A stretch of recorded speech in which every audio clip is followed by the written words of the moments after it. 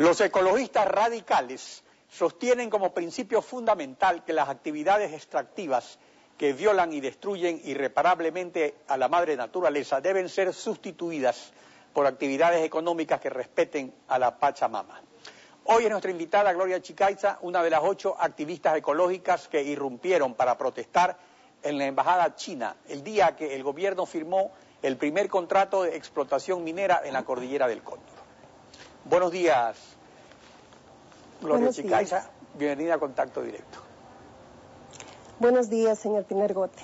A ver, comencemos primero con lo que la ministra Aguiñaga señaló ayer aquí respecto a la remediación ambiental en el proyecto Mirador, para analizarlo.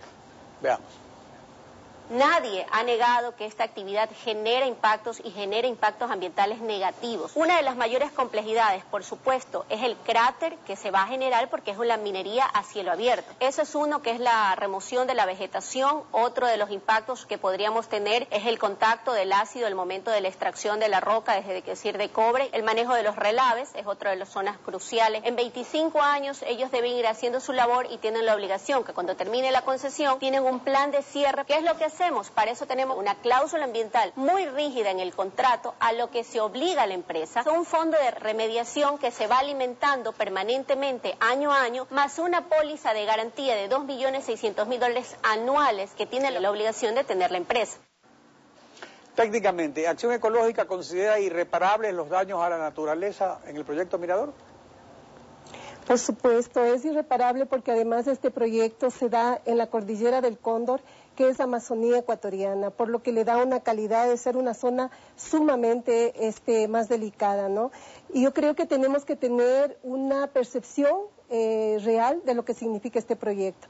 Este proyecto, que se da en el corazón de la cordillera del Cóndor, insisto, en la Amazonía ecuatoriana, tiene 1 kilómetro de diámetro. Eso significa, para los que conocemos el centro de Quito, que va desde la calle Ambato hasta San Blas, y desde la Marín hacia el Tejar, más o menos.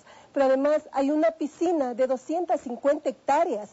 250 hectáreas es el 70% del centro histórico, o 4 parques de la Carolina, o 120 canchas de fútbol. Esa cantidad va a ser rellenada con desechos tóxicos, que a la final de este cráter van a salir y van a significar 325 millones de desechos tóxicos, que significan 4 panecillos.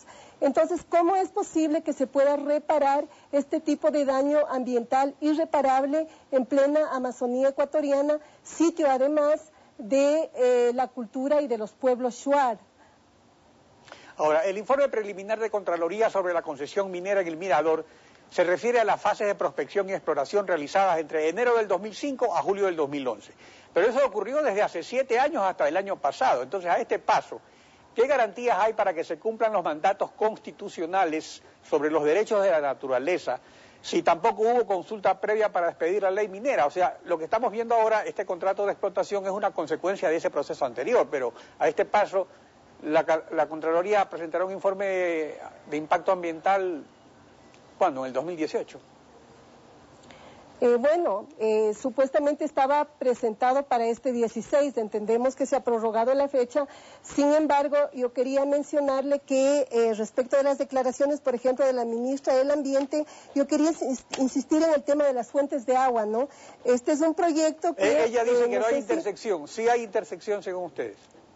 No, por supuesto que hay intercepción, pero ese no es el punto, señor Pinergote. El punto es que hubo una asamblea constituyente de plenos poderes en el 2008 que dictaminó que se cumpla un mandato constituyente. En ese mandato constituyente se mencionaba que las áreas que estuvieran adentro de bosques protectores, adentro de áreas protegidas, adentro de fuentes de aguas, tenían que regresar al Estado sin compensación alguna.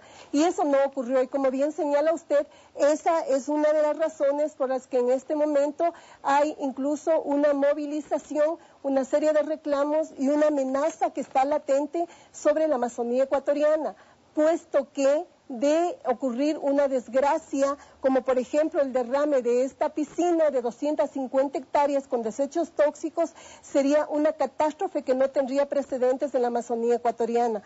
Quería indicarle, por ejemplo, en esta